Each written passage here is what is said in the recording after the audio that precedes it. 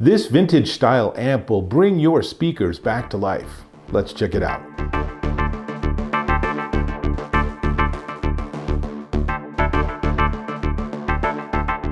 Dave Taylor here with my Audio Engine P4. These are passive speakers. What that means is they have no amplification at all. The signal comes into the wire, it's plugged into the back of the speaker, and the speaker reproduces it based on how much electricity, how powerful that signal is going down the wire. Now, this means you can't plug these into a computer and you can't plug these into a phone because they expect something to amplify the signal along the way.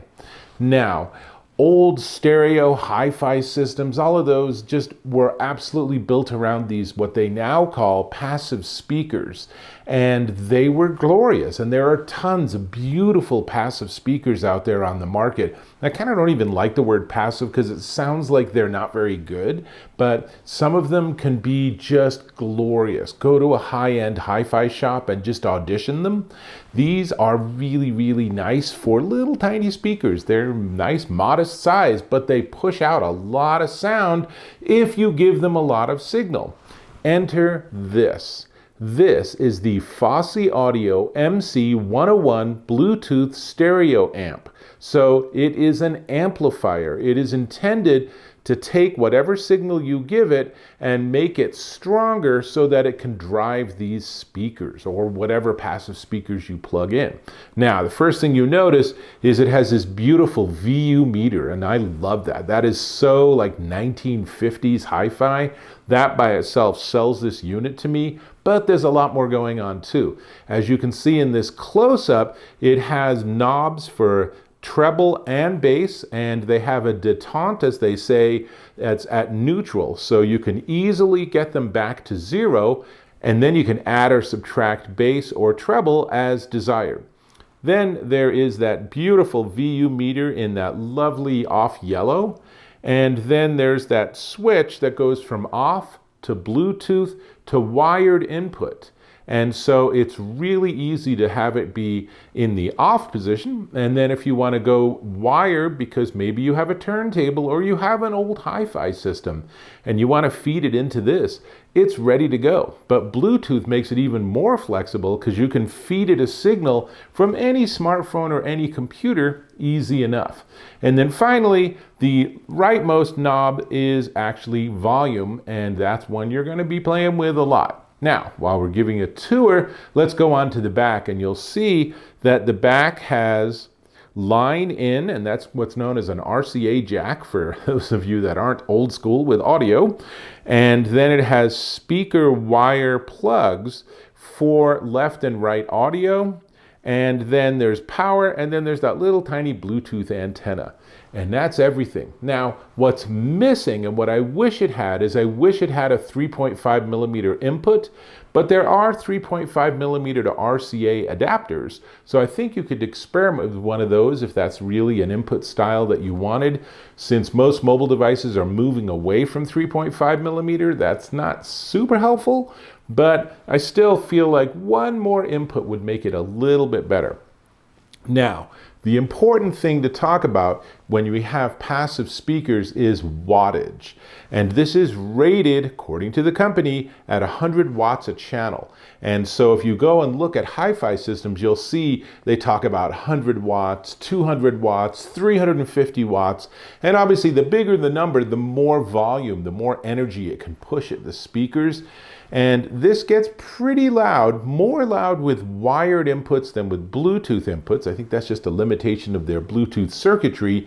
But I will say, if you see that 200 watts at 4 ohms and you think, wow, 100 watts of speaker, that's gonna rock.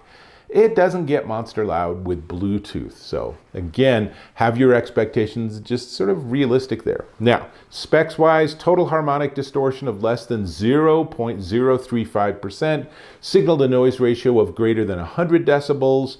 It's Bluetooth 5.3, so I turned this on and my iPhone immediately saw it in Bluetooth and I tapped to pair it, and that was all I had to do. It was ready to go.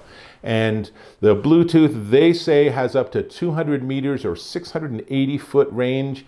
I haven't tested it that far, but I will say that I walked all over my house and outside, and at no point did I hear the music break.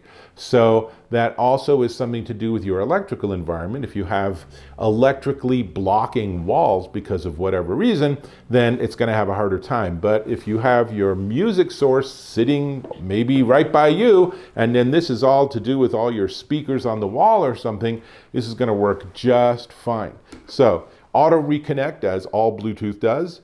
And it supports SBC and AAC, which means that they are really good. It's really good for your iPhone users. So it doesn't have any aptX, which is more of the Android circuitry. But for iPhone users, you're going to get the best possible quality Bluetooth sound out of this. Has that RCA wired input. Let's see, there's also on the back, there was a pre-out, which if you want to hook this in line with other amplifiers and stuff, you can do that. And it is all aluminum. It's a really nice build quality, but enough talking. I have it, as you would expect, paired with my phone. So let's give it a little bit of a rock and roll. And what I'm going to do is I'm going to zoom in on the front so you can see that VU meter. So.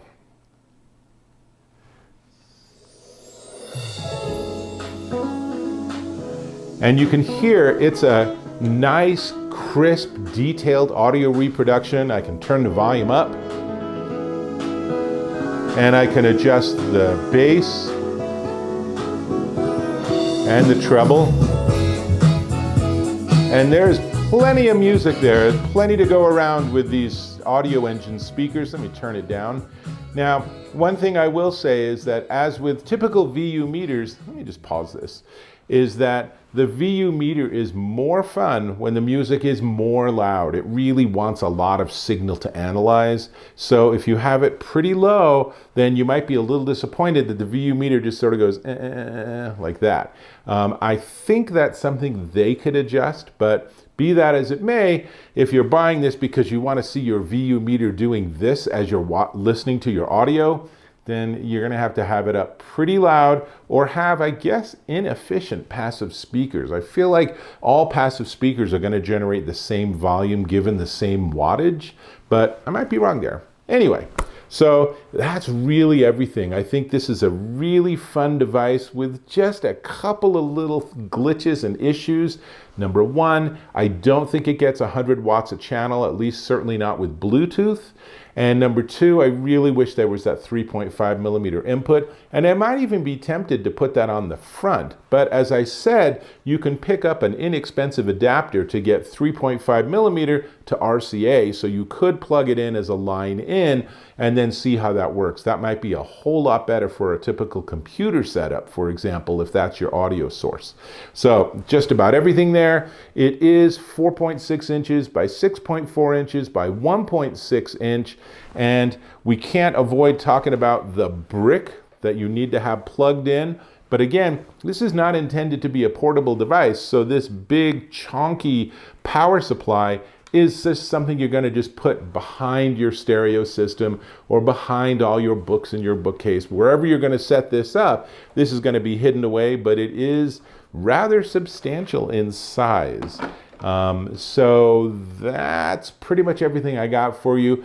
I really like this. I think that VU meter and the styling and the vintage and everything are really great. And I love being able to pull these speakers out and actually be able to enjoy them again with Bluetooth. So it's a really great set of functionality there. So I am going to ask you to subscribe to my channel. Click or tap on that subscribe button and hit that bell icon for notifications. And if you found this of value, and of course I hope you did, then give me a thumbs up. Excellent. This is the Fosi Audio MC101 Bluetooth stereo amp, and it is $89.99 at Amazon.com. You heard me right, $89.99. It seems like this could be a lot more expensive, but it's a really inexpensive and fun way to bring your old speakers or your dad's old speakers back to life. My dad didn't really have much in the way of stereo. I think he just leaned on my stereo system, which I had from middle school on up. I was buying audio and better hi-fi systems. So it's a whole nother story. That's all I got. I hope to catch you in my next video.